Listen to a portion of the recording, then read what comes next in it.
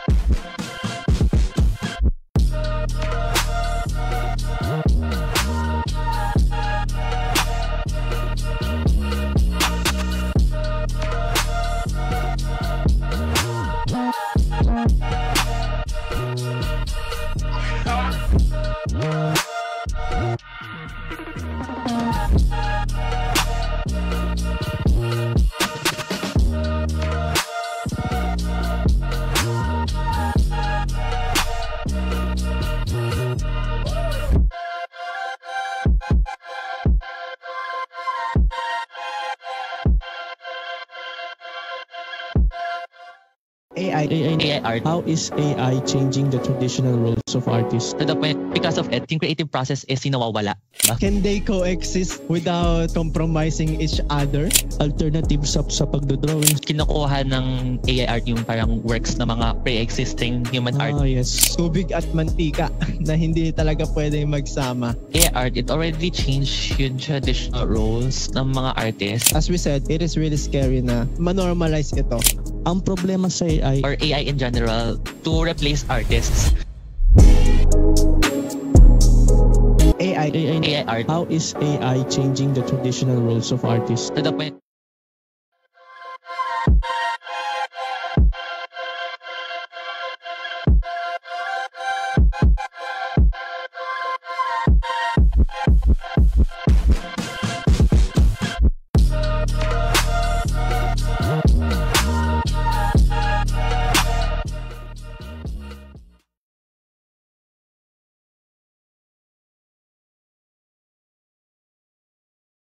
How's it going, creators? We welcome you to the Creatives Podcast. We're here to steal your attention, replace it with discussion, and leave you with lessons to aid you in your venture into the creatives journey. So welcome to the Creatives Podcast, your go-to source for creativity. And in this episode, we'll explore opinions and thoughts about AI, the controversial artificial intelligence. So join us today as we explore the controversial rise of artificial intelligence. So what is AI? It stands for artificial intelligence. It is the simulation of human intelligence processes by machines, especially computer system. AI is revolutionizing the art world in numerous ways. While AI offers exciting possibilities, of course, there's always a bright side for everything. But it also raises important questions about the role of human creativity and the definition of art itself. So in this episode, we'll delve into the complications of AI in the creative industry. So we'll explore what exciting possibilities AI offers, and we will also raise the important questions about the role of human creativity and the definition of art. As AI continues to evolve, it is essential to consider the ethical implications and potential biases inherited in AI-generated art.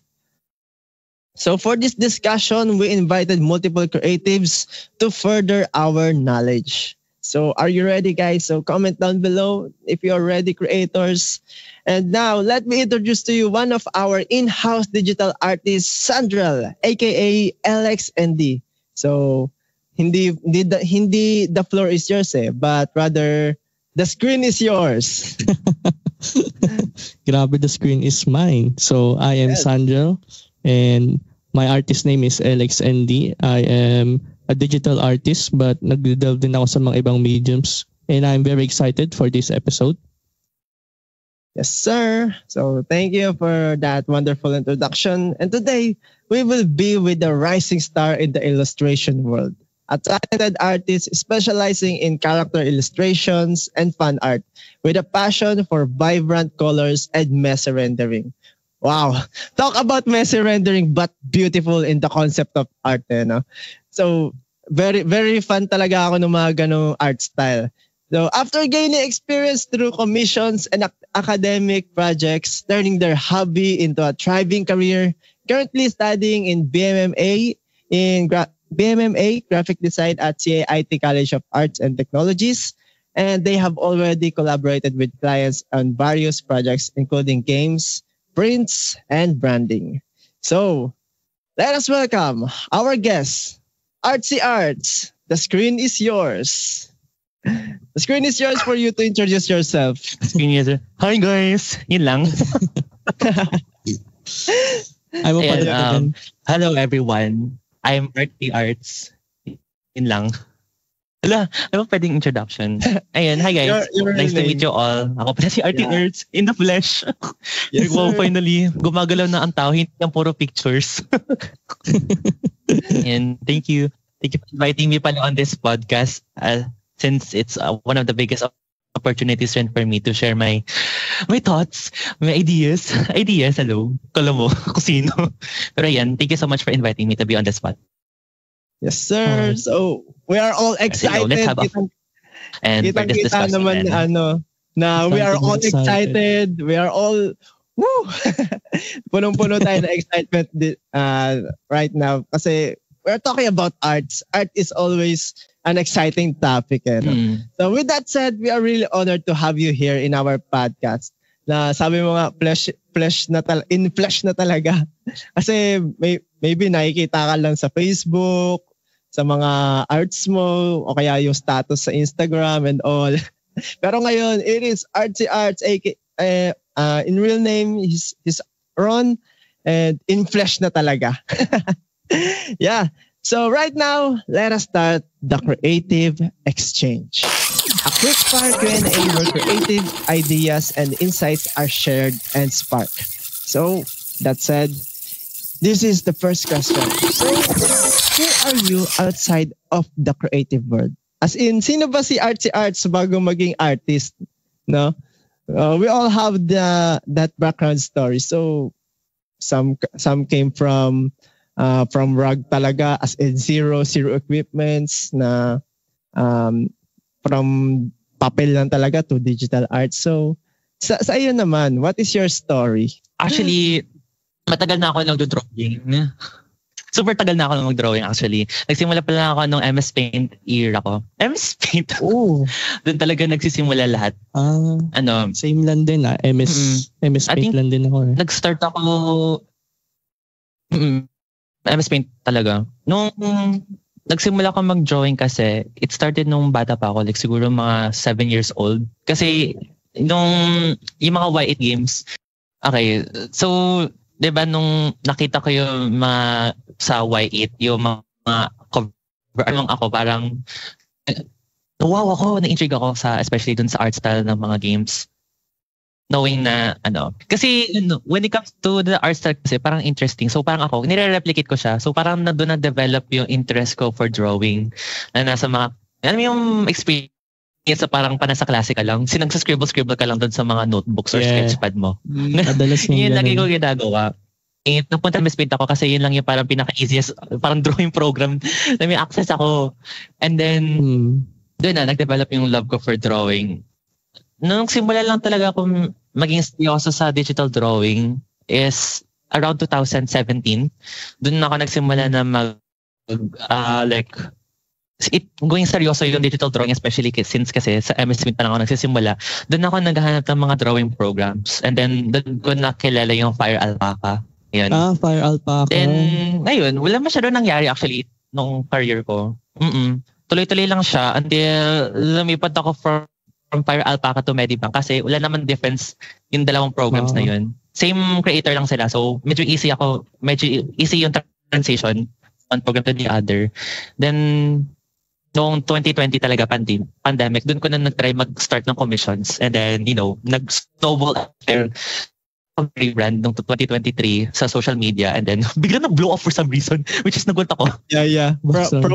From Y8 to hobby, tapos biglang nag-blow na lang talaga no? So, what's the first, yung first post mo or first art na nag-go talaga, as in, boom, na-recognize ng social media?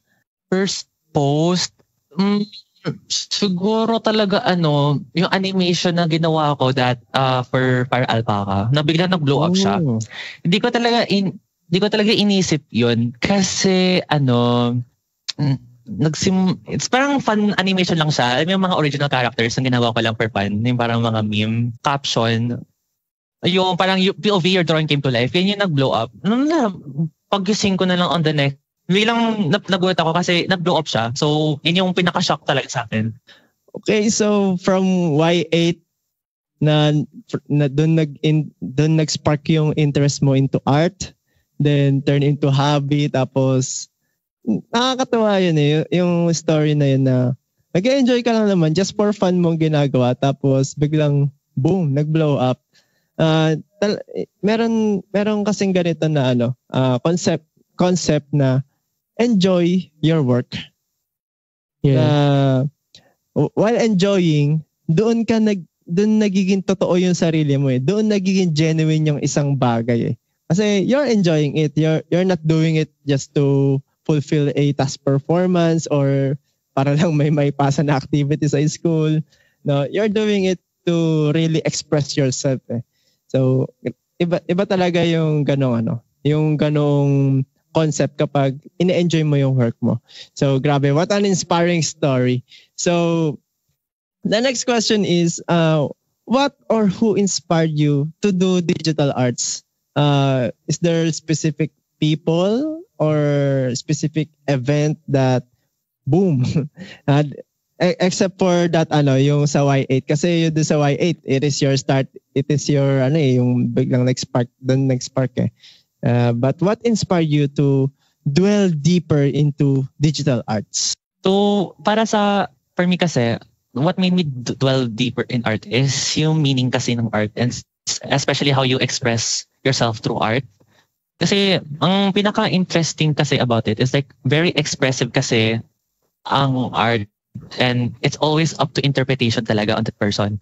So like parang it speaks volumes. Like kahit iba-iba yung languages natin as a person or like as a society, when you see art, the same pa rin yung understanding. Parang it's a universal experience to understand or enjoy art, even though iba-iba yung parang communication style natin, or even though we come from different cultures. Doon ko na-realize na parang art is very powerful in that kind of context, and parang to engage with it deeper is parang to be in essence of what art is. Yeah. So I strongly agree on that na art is like a universal language to express the one expression or one feeling of a person, or ano man yung gusto niyang express, ma-express niya yan through art.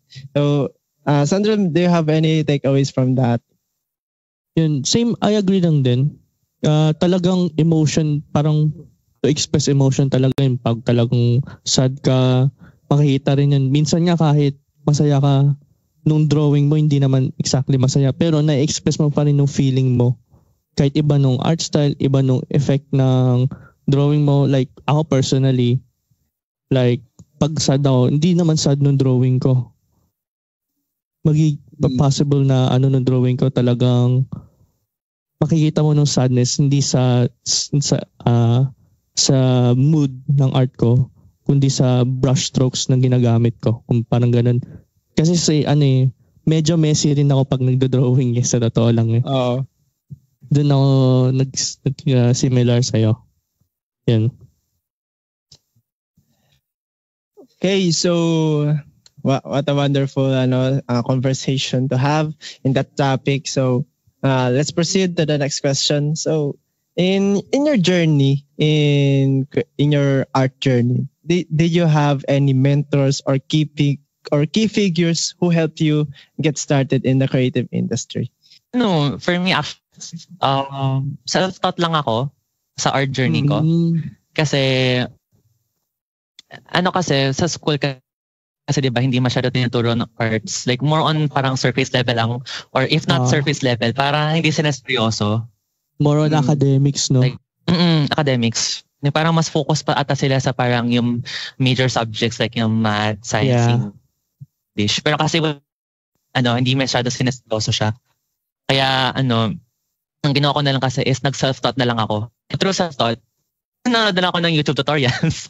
Yung mga same. Channels like si Ross Draws. Art ko, grabe nung pagbabago kahit na sa YouTube lang ako natututo. Grabe. So, yun yung key figure talaga ng mga current artists ngayon sa YouTube.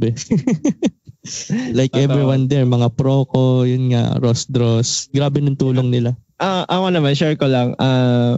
Hindi, ang career ko kasi ngayon, more on kasi ako, graphic design, video editing, mga post-production stuffs.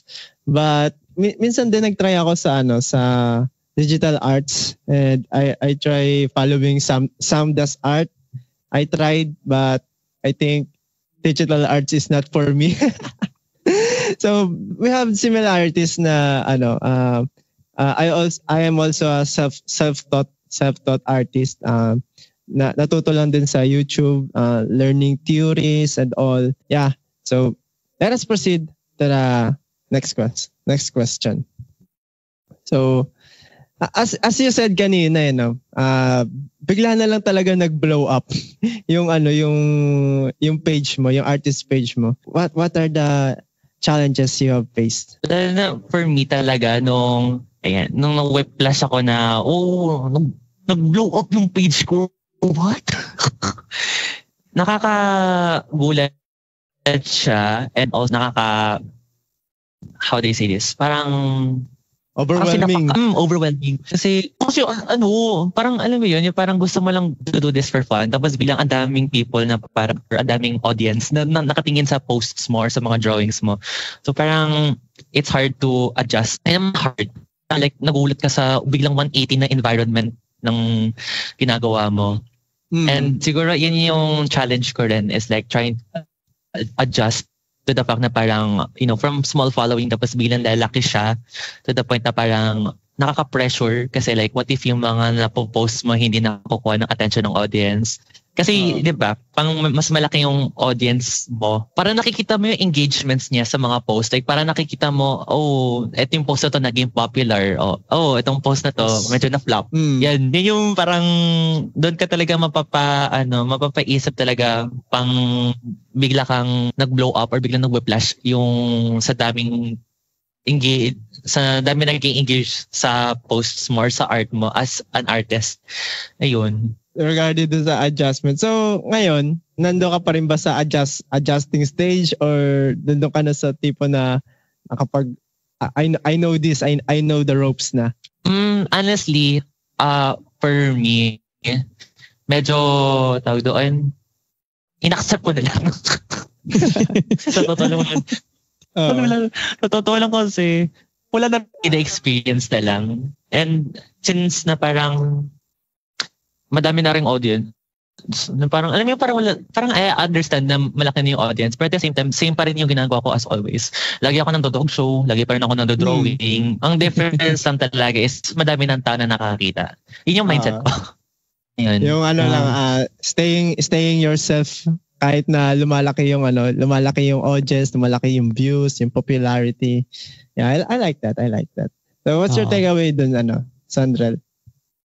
Yun nga, kahit medyo naka-intimidate, sana ma-experience ko rin yan. Yeah. Kasi nag-digital arts din ako. Pero maraming beses ko narinig na talagang dapat hindi ka talaga nagbabago pag ganyan kahit nagiging popular ka. Kasi the reason why they're there is because of who you are already. Hindi kung sino ka magiging. Yeah. Kung sino ka ngayon, yun yung trip nila. Yeah. And I think it is every artist's dream. I think hindi lang siguro digital arts. Maybe mga filmmaker din and graphic designers. Content creator. That want to go famous. But as we learned from the story of Ron, stay grounded. Stay grounded from where you started. So yan, okay, now that we are done learning about each other, nakilala na natin yung isa't isa. Alam na natin yung mga hobbies from where we start, our journey and all. So, artificial intelligence is rapidly reshaping industries, and the art world is no exception. From generating stunning visuals to automating tedious tasks, AI is both a tool and a challenge for artists. Diba? So, I want to know, here's the question. How is AI changing the traditional roles of artists, musicians, writers, and other creatives in the field? How is AI changing the traditional roles of artists, musicians, writers, and other creatives in the fields? So, for me, sa AI kasi, nakikita ko na for now, wala pa namang sobrang pagbabago. Nandito pa rin tayo, nakakapaggawa pa rin tayo, most likely may clients pa rin tayo. Ang problema sa AI is the possibility na mawala nung mga clients natin due to the fact na hindi na nila kailangan nung the human touch ng mga artists, musicians, writers, ng mga creatives. So yun ang mga sa tingin ko possible na magbabago if sa future pa naman. Pero yun nga nakakatakot. So what yun sa'yo naman? Anong possible changes kaya na mangyayari sa mga creatives due to AI? Okay. For me kasi yung AI art, it already changed yung traditional roles ng mga artists, especially through the way art is created. Sikat. Yung parang pinakamalaking ng AI art, knowing na, kinukuha ng AI art yung parang works na mga pre-existing human art. Yes. Tama. Yes. To the point, parang because of it, yung creative process is nawawala. Kasi ang kanya lang yung prompt na type in sa program, and then from the field of existing art na that is already made by him, iniiba ng AI art, especially sa mga traditional role ng mga creatives like yung mga musicians. Ayun, parang kaya it's a very controversial topic rin talaga when you talk about AI art, kasi yung process or you of what makes as an artist, nawawala siya or nawawala yung essence ng creative process. Nung sinasabi mo nawawalan ng process nung sa creative, nakakita ko nga yun like sa AI music, literal na prompt nga lang, tapos ang isa sa mga problema din pala ng AI is nung pagkukuha lang nila ng content na walang permission. And sa tingin ko magde-delve deeper pa tayo dun sa mga later question tungkol dun. For our next question, do AI-generated works dilute the value of human-made art and creativity? Or can they coexist without undermining each other? AI and graphic design can coexist, but in terms of AI just assisting the graphic design. Just like yung dun sa bagong nilabas ni Adobe na Max Illustrator layout variation. Now here's the graphic design, and I know maybe as we talk, it is under the process or under development. I think as a graphic designer, it will help graphic design to maximize the time, lalo na in the production team. Kasi in the terms of production, fast-paced talaga yan. Na there's a strict deadline, minsan short amount of time na allotted for you to do that. But ayun nga, as I said, it will be helpful in the aspect of graphic design. So what about in the terms of digital arts? Can they coexist? Okay na ba? Can they coexist without compromising each other? Or it is a no-no talaga, parang kumbaga yung sabi nga sa Tagalog na kasabihan is tubig at mantika na hindi talaga pwedeng magsama.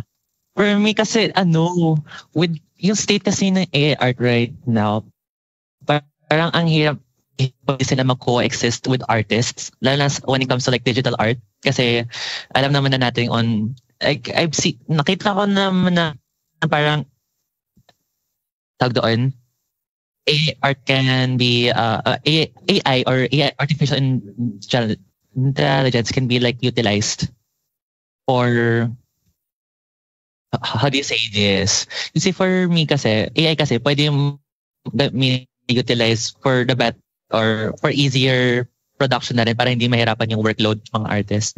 Pero kasi, lagi kasi lagi ina-exploit ang AI art or AI in general to replace artists.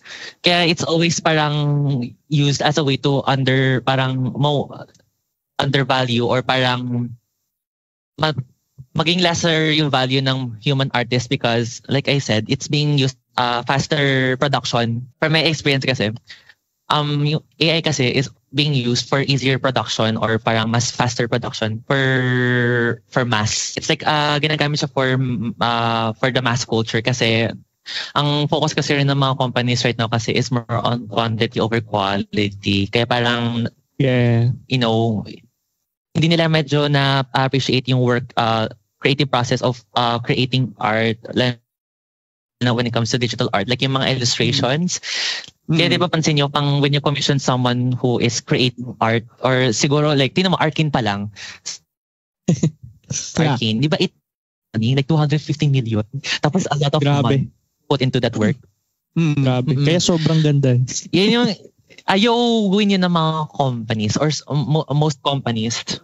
Kasi they wanted to put out a lot of products para lang to earn profit. Pero kasi, they're throwing away yung value ng art itself, the creative process, or yung just the process of creation, or the process of creating just for, kaya parang every time na AI art is being mentioned, it's always parang used as artists who spend their time to create artworks or illustrations, tapos biglang matatapon lang dahil sa AI art para lang ilipat yung mga positions nila sa when it comes to, like in terms of like in the industry, ganun. So yeah, for me naman kasi, kagaya ng any tool, you can use it for good and for bad. And kagaya nga sinasabi ni RT Arts, most of the time ginagamit siya as alternative sa pagdodrawings or sa pagiging creative, and that's sad. Kasi kaya nga there is art is because there is creativity within us humans, 'di ba? Yeah. Nung AI na yun, nagkakaroon lang ng creativity dahil din sa tao na naglalagay ng information na yun sa machine na yun. So it's sad. Pero for me naman kasi, I believe na pwede sila pwede nga sila magsama. Like I said before, hindi ko lang, I don't know if I did said it, but parang baril lang siya. Like, nung baril, pwedeng to protect, pwede rin pumatay for bad. Yeah. For the wrong ideals. And for me naman, nung AI itself isn't bad, but the person behind it could be. So, ang current problems ko sa AI is nung legalities, nung paano nila kinuha ng information. As long as prevalent yun, AI will always be a bad thing for art. The only time na magiging good siya sa art is meron na tayong okay na ng legal part, yung pag-steal ng content and paano nila kunin ng information if there is consent, and paano kung ano na rin, and kung sino na mga pwedeng gumamit ng AI mismo for art. Hindi nila parang gawa ng solution para hindi nila magamit for something, yun nga, for stealing content. Yeah, meron lang akong dagdag na insight. There's a big talk about Adobe feeding our works in the system of AI.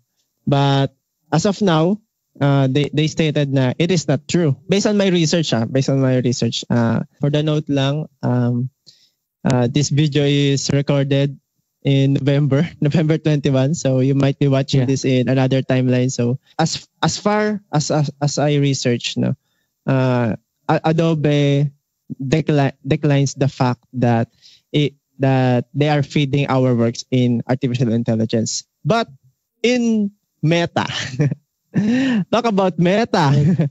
Wow, sa Meta. Yeah. The Meta services, Meta platforms, like Facebook, Instagram, ano pa ba? Basta all of those platforms. So it is used to train AI. So madaming mga artists na mga nagsuswitch from Instagram to lumilipat na sila ng mga bagong platforms. Ano ba yung mga alternatives na pinupuntahan ng mga artists ngayon? Yung Twitter to Blue Sky. Para siyang Twitter lang din pero daw. Mas maganda daw nung mga rules nila. Okay. Lumipat din ako doon. Okay. Ikaw Ron, lilipat, do you plan on going to another platform knowing that Meta uses our works or everything na pinopost natin doon to train the AI system? Actually, alam mo, palipat na ako actually. Saan Palipat na ako sa Blue Sky. Blue Sky din. I think nag-create na ako ng account sa Blue Sky. Kasi yan yung recommended ng mga artist rin talaga. Kasi with all of AI stuff, mga Meta. Pero kasi at the same time, parang ang hirap rin i-consider kasi since bagong social media platform, you have to also start from zero ulit, parang build from scratch. Pero kasi maganda rin kasi napaprotektahan yung sa Blue Sky since they parang di sila agree with the topic of AI art being used or parang AI talaga. Ganun. Yeah. Yeah. So talk about the yung nagkataon pinag-uusapan natin ngayon tapos palipat ka na din pala sa from Facebook or IG to Blue Sky. So check ko lang na for Meta I think pwede ka mag-opt out sa AI na paggamit sa AI. Kaso hindi ko lang alam paano talaga gawin yun or if it's real. Tapos for the Blue Sky, I think kaya yun eh. It's, I mean, nung inisip mo na mag-back to start, as long as magpo-post ka lang dun sa sa FB or other platforms na, ay guys, nasa Blue Sky na ako. Goods na yun, pre. Pupunta na sila dun sa Blue Sky. Unless of course, tinatamad sila gumawa account sa Blue Sky.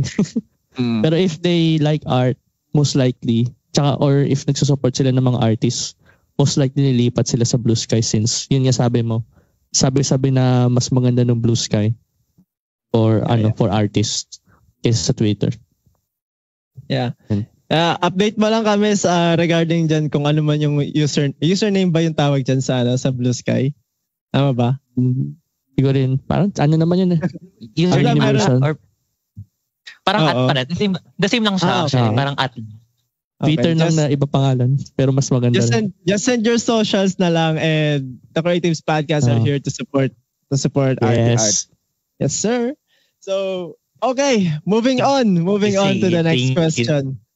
So, how do creatives feel about AI potentially replicating their unique styles or techniques? And should there be boundaries? Ayun nga yung kanina, nag-usapan natin kanina. Boundaries na Meta agrees on feeding our works, our posted materials to feed the AI system, while Blue Sky declines. I mean, they do not agree in those terms. So, what are your thoughts about this, guys? Gawin na Sandrel.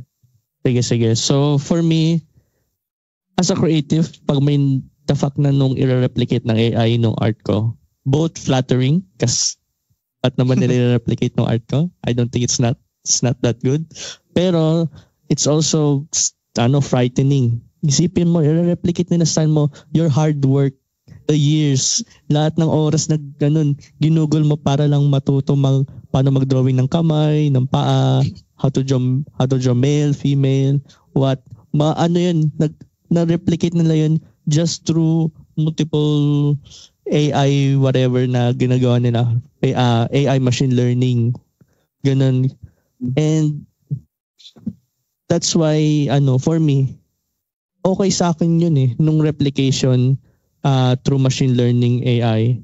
If ikaw mismo you make it yourself, you did all the information. Nung information kasi na yun, sinasabi ko, kailangan nila i-input ng mga images, ng mga art mo, ng kahit mga video process. Kaya medyo alam ko nag-iilang mga artists ngayon magpakita ng process kasi pwede tingnan ng AI yun tapos makikita ng AI paano talaga sunod-sunod ng pag-drawing nila. Possibly sketch to line art to render, ganun. Makikita na ng AI yun and magagamit nila yun to learn and to replicate. And pag nakita nila yun, marereplicate na rin nila nung process nga. And the fact na marereplicate na yun, mas magmumukhang real. Mas magmumukhang tao nung gumawa. And yun nga, that's sad and I don't like it. Yun nga, kaya nga there should be boundaries when it comes to taking the images from artists. There should be consent.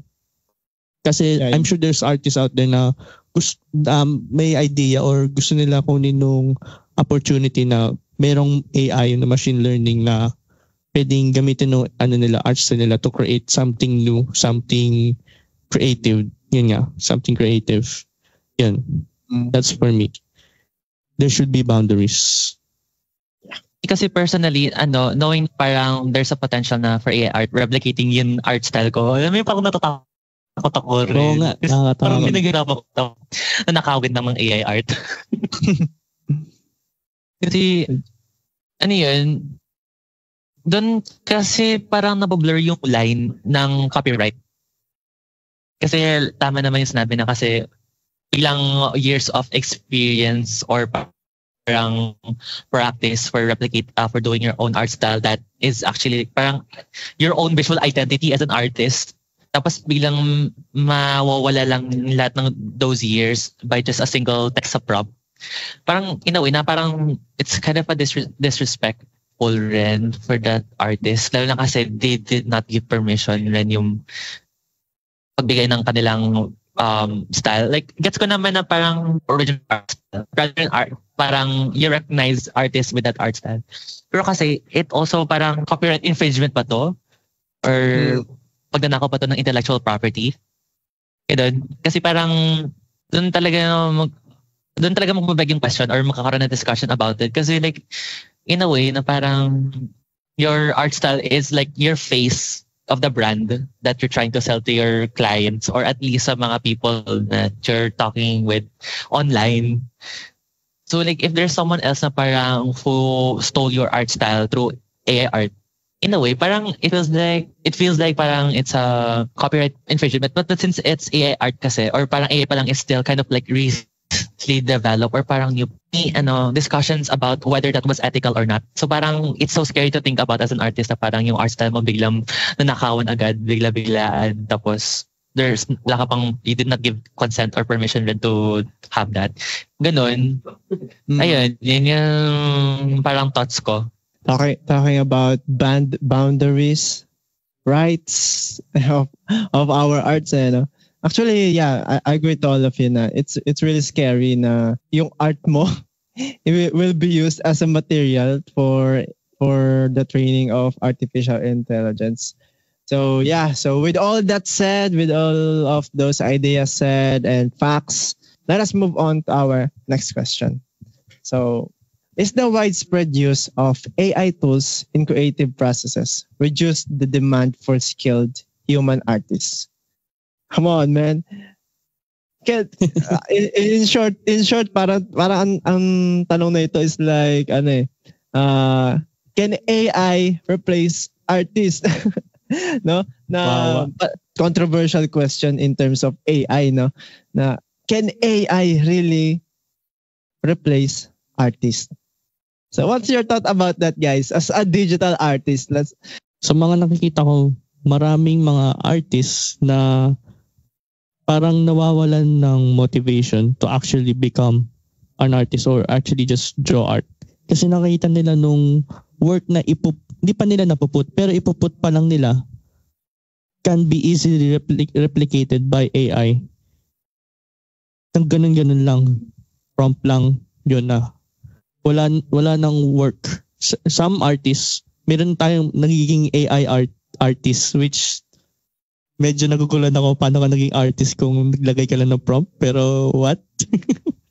Pero may duality doon sa mga nangyari dahil sa AI. Meron doon, may naging AI artist which is, I don't know how that happened. And also sa mga artists na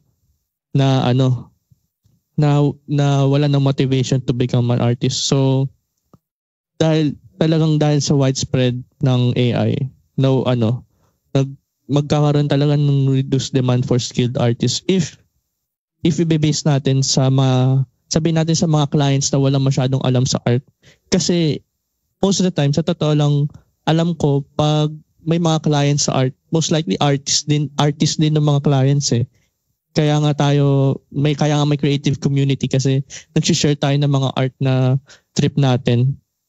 And I think may effect din na dahil sa AI, possible na magkakaroon ng motivation ng mga human artists, actual artists, na mas gumaling and mas magpursige doon ng nung art nila para labanan ng AI na to. So, yan. For me, actually, as sad as it is, kind of like a reality check na rin. AI can actually replace the artist na. Kasi ang dami rin kasing cases na parang nakikita ko sa mga company na parang ang dami na-lay off ng mga art. Yes. Or ang daming na-fire ng artist. Smart games pa lang actually. Diba? Ang daming na-fire or na-lay down Yeah. ng mga other positions. And nakikita rin natin sa mga commercials, sa mga posters, ginagamit AI art. For Grabe. example, yung Coca-Cola ad, yung Christmas ad nila, it was made with AI. Ayun. Oh, yeah. Oh, So, parang- hindi ko nakita yun. Coca-Cola gumamit ng AI. Mas- What? It was made with AI. What? Check mo yung Grabe. Christmas ad nila. Yeah. It was made... I-check ko yun. Grabe. Napakalaki ng Tingnan, napakalaking panin. Nagiging mainstream na. Wow. Grabe. Awa. Ano yun? Parang ang scary. The fact na parang yung mga mga big companies or like yung mga mainstream brands are now utilizing AI as a replacement for their for human artists to create like commercials, pub ads, advertisements. So parang alam mo yun, the thought of that is already scary. Yes. Kasi sa mga projects. So like, alam mo yun, parang in a way na parang it also did contribute to the parang pagwawala ng motivation ng mga newer artists. Kasi like, napapansin nila nare-replace ng AI. So doon na na-ask yung question na parang, what's the point? Papalitan lang sila ng AI, di ba? It's really sad and kind of like frightening rin. But at the same time, nakikita mo kasi talaga kung AI talaga eh. Like parang sa ad pa lang ng Christmas, makikita mo agad na AI eh. So parang, like, AI can replace human artists, especially in the industry where, it is being exploited. Ayan, yun yung masasabi ko. Parang AI could never replicate the essence of art. Pero it can replace human artists, as sadly, unfortunately, in the industry with how it is being exploited by big company. Ayun. Tama. Watching this commercial, marami nang mapapalitan dito. Mga videographer, cinematographer, filmmaker, ano pa yung mga na-discuss dito? CGI? Kasi syempre, there's Santa Claus. Santa Claus is in the Christmas. Diba? Kailangan nandyan siya sa mga VFX na yan. And ano pa yung mga na tamaan dito ng AI? Ay, mga Grabe. Color production team. Mga color grading team. I don't know. Yeah. Nakakalimutan ko kung ano yung tamang term doon. Basta they are responsible for the color correction of the film. Ano pa yung natamaan dito? Mga production stuff. Yeah, production stuff. Grabe. Lightsman, audioman, iba pa yung sa yung mga nagme-maintain ng lugar, etc. And all the manpowers. So grabe. It's like natamaan yung buong industry. Not just hindi lang isa eh. Hindi lang isa yung tinamaan eh. Madami. Kasi knowing me as an all-around production guy, alam ko kung paano gawin to. And just by looking at it, I can see the hard works of many different people, many different artists in order para magawa ito, yung ganitong commercial. So, AI is really scary. Grabe, no? So, and as we said, it is really scary na ma-normalize ito. Lalo na hindi na lang siya nagiging nakikita sa mga small businesses or small platforms, but in the mainstream na nakikita na siya. So it really is a threat to artists, to people like us. So yeah. So are you guys threatened? Or not? Definitely threatened. Definitely threatened.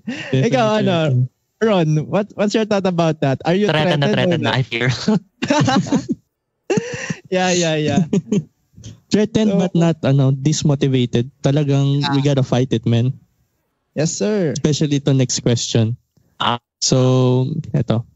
What role does AI play in redefining intellectual property and copyright within the creative industry? So, yun ang sinasabi ko before. We need rules. And meron na tayong rules before for copyright and intellectual property. We didn't just us without AI pa yun. So, once nandito na nga nung AI, so, paano kaya yun?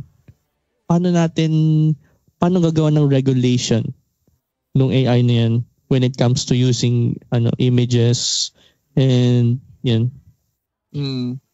When it comes to using property ng mga artists, tas gagawin nilang property nila. How the hell? How the hell does that work? Ngayon pag-usapan natin yung mga opinions natin. Mamaya i-state natin yung mga facts and research about that. Yeah, go.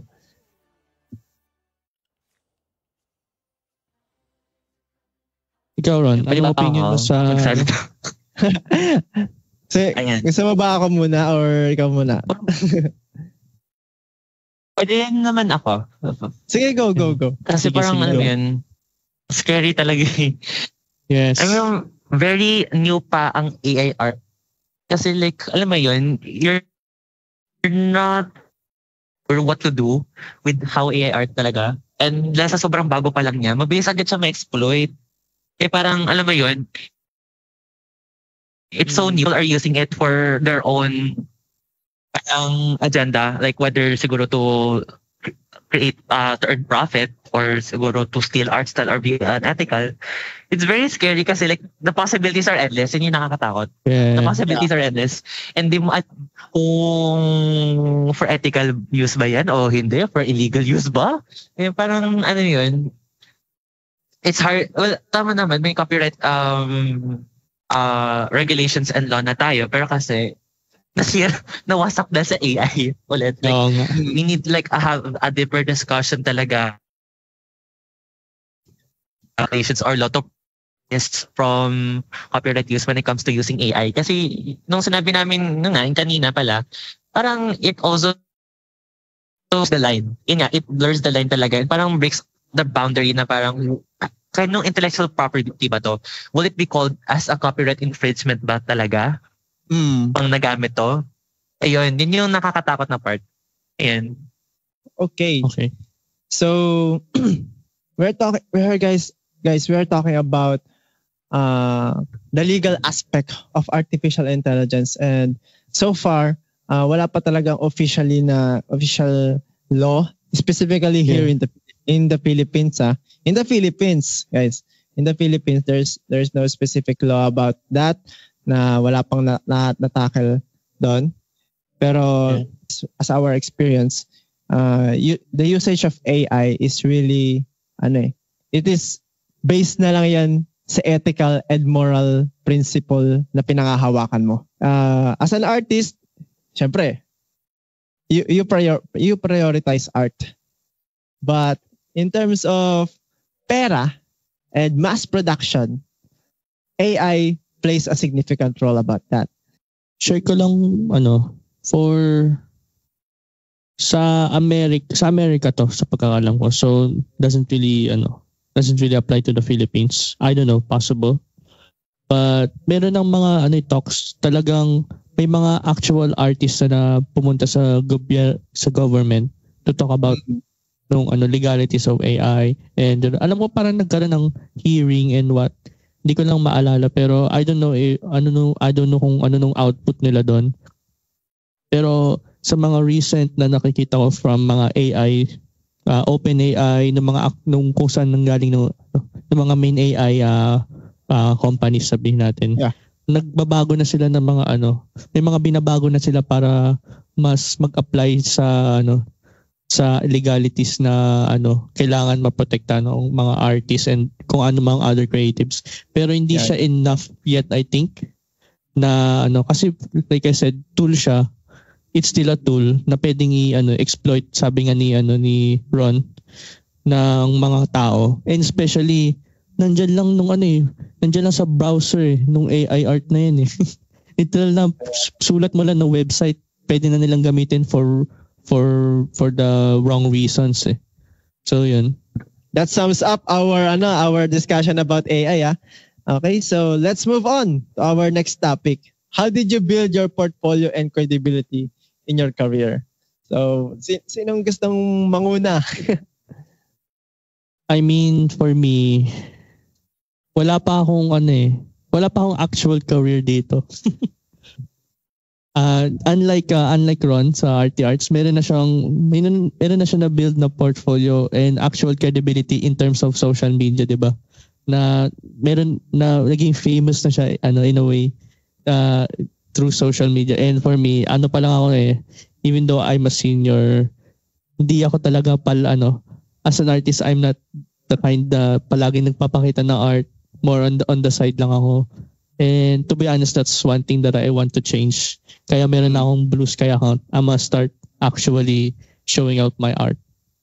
And yun. So for me, di ko masasagot siya ng maayos since most of my portfolio is more on the academic side na ng mga projects na nagawa namin ni Angelo for the school. Yun pala nung mapapakita kong credibility ko as a creative, as an artist. Ito rin, this is also a portfolio for being an artist and a creative. So, yeah. Yeah. Nung na-build ko yung credibility ko at sa portfolio, yung una ko, for portfolio talaga, ang una kong inisip talaga is mag-drawing lang ako. Oo. Yun lang.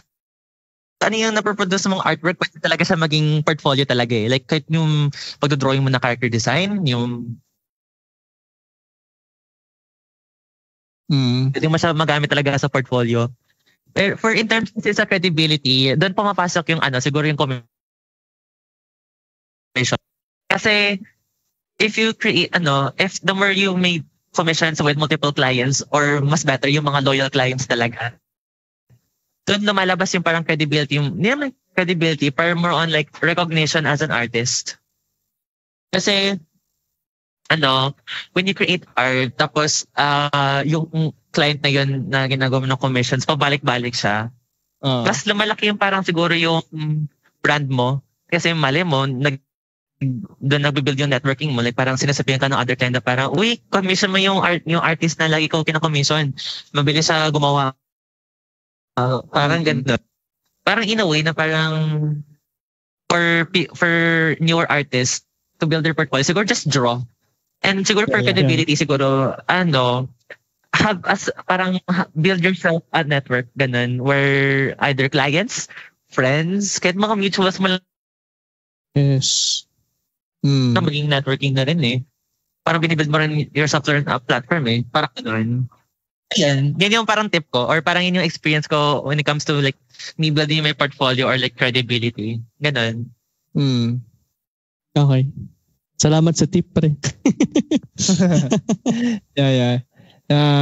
Parang in short nun, parang go out of your comfort zone. Lumabas ka sa kwarto mo. Lumabas ka dun sa pagiging inverter. Naging inverter, I mean, introvert. Yeah. Lumabas ka sa pagiging introvert artist. Go socialize to your fellow artists. Go to the community and be involved in the community, So, yes. Yeah. In your art, the interpretation could be endless to the point that each individuals will have different insights towards art. So, wait, hindi ko mabasa. So, what is the main message of your art? Specifically, Ron, yung yung kababae mong tao. Kasi doon kita na-reach out eh. Just a little background story. I saw that post and I was like, wow, this artist is giving the message, For me, nung nakita ko yung art na yon, marami ako na-interpret ng mga social issues, mga problems regarding sa yung kung ano yung mga what is the status of being a girl right now in the modern world. So, yeah, ano yung pinaka main message nung art mo na yon? Kasi I made that artwork for like an academic requirement trend for our subject NSPP, yung civic welfare. Kasi ang topic kasi namin is about gender violence. And parang inisip ko yun talaga. I made that artwork like as from a perspective of a younger brother. Na lagi na witness yung older sister na subjected to that kind of phrase lagi-lagi. And alam mo yun, parang I wanted to critique that kind of quote yung impact ng quote na yun sa on women talaga. And, as a way to siguro yung our society rin. Kasi, grabe rin yung grabe rin to women. Ang sama ng tingin just because of their gender. And lagi ko na-witness yan through my experience. Nakita ko na parang lagi siya nakakaroon ng ganong klaseng comments. And I wanted to interpret that through my drawing. Kasi malamang lalaki ako, hindi ko alam yung experience talaga of being a woman. Pero I wanted to show my perspective through my sister's eyes. And, as someone who watches Drag Race, and, yung recent show sa GMA, yung Maria Claret at Ibarra, doon ako kumuha ng inspirations for that. It's kind of it's kind of sad lang kasi nag-blow up siya, and mostly yung demographic that blow up are women. And parang seeing na their experiences sa mga quote retweet, sa mga comment section is just really heartbreaking kasi it's going to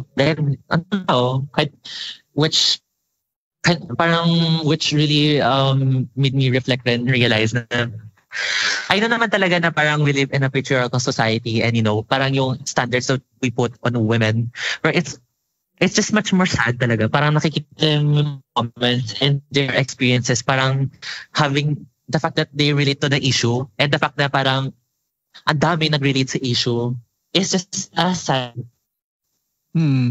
Or parang sad thing to realize talaga.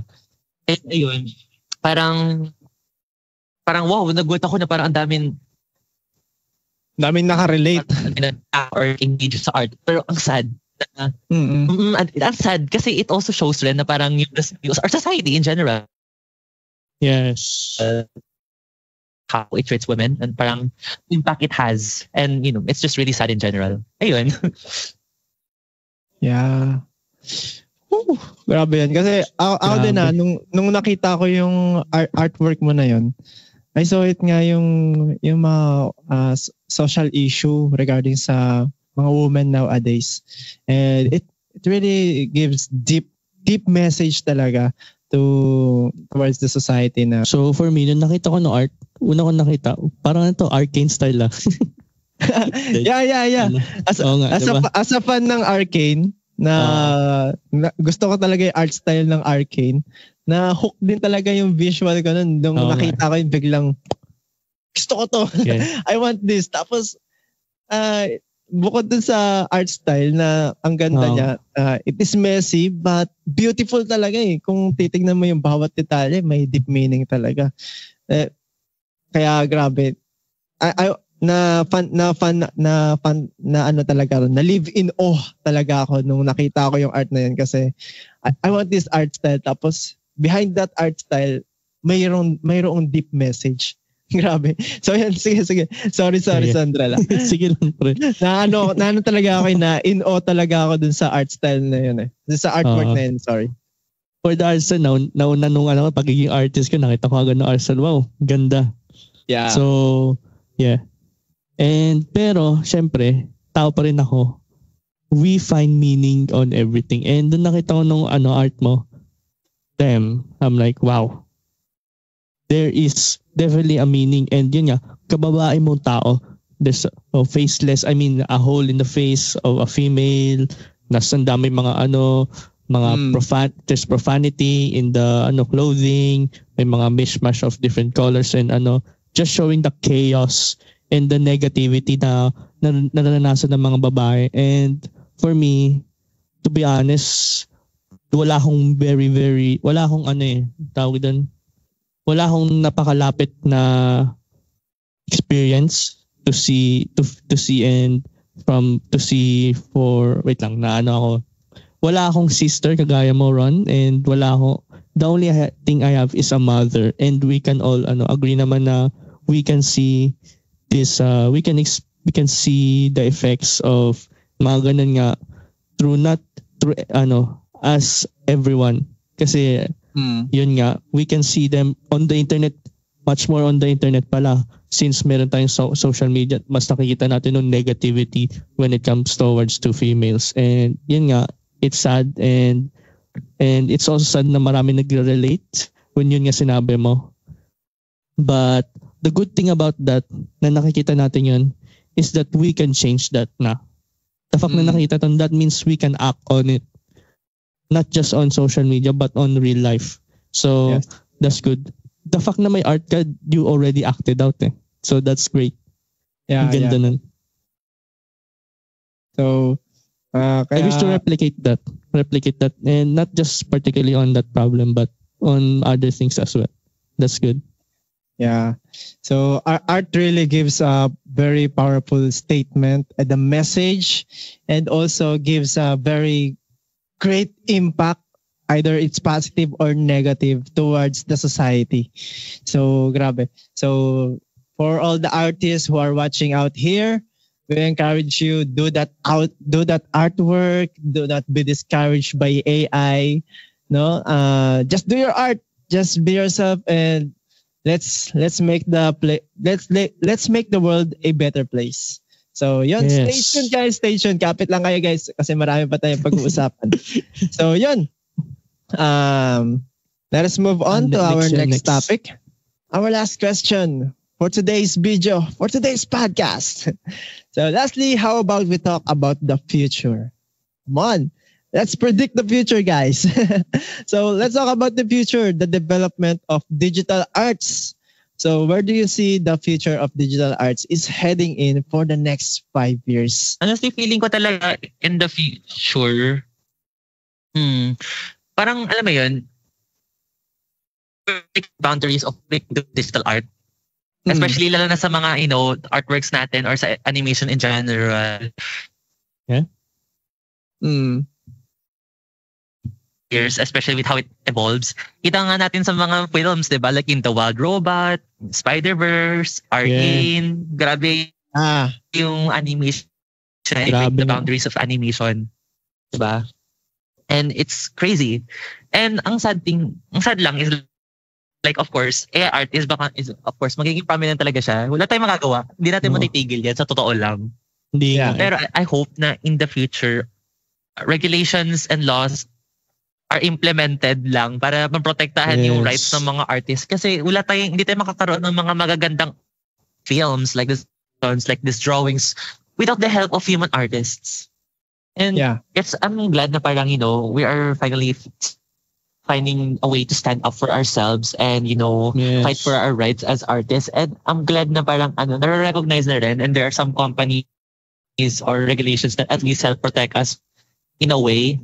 And I hope we keep continuing pa rin na siguro, I'm pretty sure in the future we're still fighting for our rights and for our voices to be heard so that we are recognized by bigger companies yung importance ng art natin. Kasi sa totoo lang, art is a really big impact, and it should be protected, and it should be recognized and respected rin.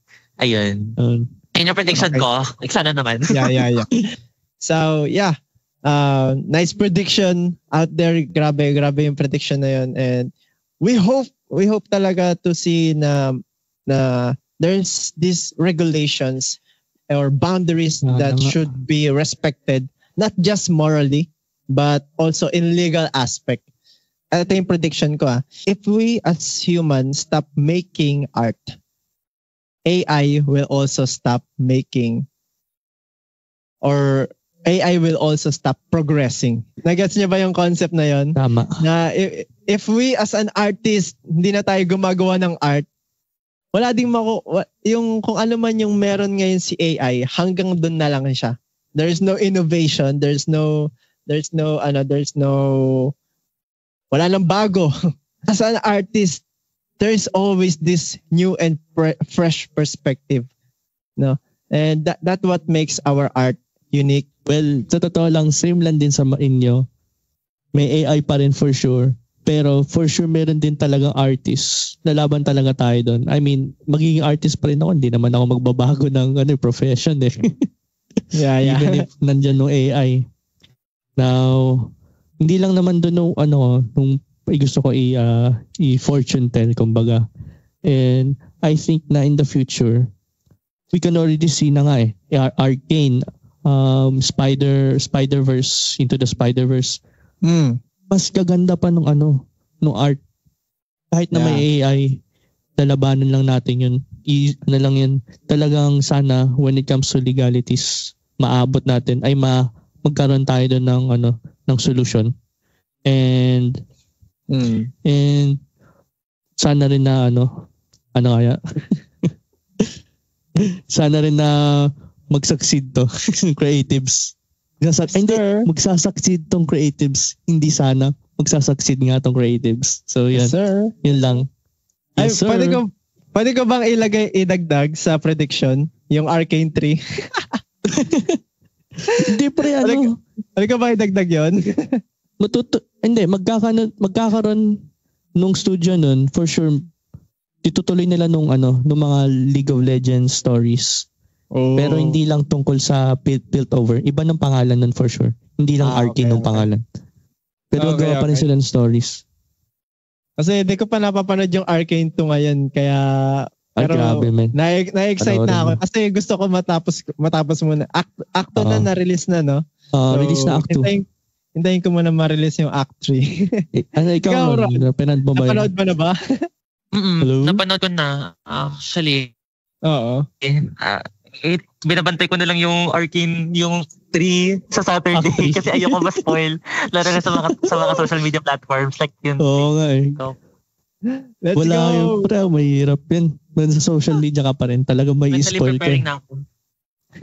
My God, grabe. Prepare for the best and the worst ending, guys. Ako di ko pa napapanood pero sabi nga nila napaka-tragic daw ng story. So, yun. Ever since naman nung season 1 tragic na and grabe. Pero mas naging tragic daw. Okay, so yun. Let's move on sa ating discussion. Yes, so yeah. Sa atin lahat ng Act 3. Yes, sir. Let's predict that Arcane 3 in the future. So that concludes our Q&A session. So thank you guys for your insightful answer. Thank you RCR, thank you Ron, thank you Sandra for our wonderful discussions. Nice. And thank you guys for your for very inspiring, not just inspiring, no, insightful and educational thoughts about AI. So I hope this has been informative and enjoyable for the audience because it has been a very informative session for me. Ang dami ko natutunan kasi kumbaga nasa surface level lang yung alam ko sa mundo ng digital arts, but with this conversation mas lumalim pa yung yung knowledge ko about that. So now that we are reaching our closure, I would like to ask you as Artsy Arts or Ron, rather, what is your advice to those people who want to be creative or to be part of the creative industry or to pursue the career of being an artist? So yeah, the screen is yours to give your advice to the audience that we have right now. Yeah, go. Luck guys, laban lang, draw lang. Keep on creating. Tama. Yun lang. Okay. So, wait lang, meron pala akong follow-up question. Can you share us your principle as an artist? Kasi ako ang principle ko as an artist kasi ang artist name ko is Legend, LGND. So my principle is to leave a legacy wherever my artistry is applied. So Sa'yo naman. What is your principle as an artist that you can share towards our audience? Kasi when it comes to creating kasi talaga, you just couldn't really, there's no parang, alam mo yun, set in stone when it comes to the creative process. Just keep on creating and just what you feel like you're doing. And so eventually, it will happen to you rin talaga as an artist. Kasi art, wala talagang system yung art na yan. It's random. It's everywhere. Everything all at once. Yeah. Yun talaga yung sinasabi ko talaga. Just keep on creating kahit pa paano kasi that's just the beauty and horror of art sa totoo lang. Kahit ma-burn out ka, take a break naman rin. Pero yeah. So yan. Okay, so I would like to thank our special guest Artsy Arts for their insights. Thank you, my man. Your expertise and insights have been very valuable, and we truly appreciate them taking the time to share their knowledge with our listeners. Where can our listeners find more of your work? Same lang naman yung handle ko, which is @RT/. Okay. Makikita niyo na ako. Medyo makulit lang ako mag-post talaga. Makikita niyo na puro dogs ko na lang. Pero nandun ako guys. Sa Blue Sky. So if you want to support us individually, you can follow us in our respective socials link in the description. So make sure to hit that follow, like, comments, share, lahat na ng button to support our fellow artists. So as our gratitude, natanggap mo na ba yung t-shirt? Can you show sa screen yung shirt? Wait nice. Pakita ko. Kahit sobrang laggy ng wifi na yun. Ito, kita ba? Yes, sir. Kita ba? That is our token of gratitude for you, for having you as our guest. Thank you very much, my dude. Thank you very much. Thank you very much. We will greatly appreciate your interaction as it would help us reach our fellow creatives. Anyways, this has been The Creatives, starting a creative revolution. Together we create. Together we rise. We are creatives.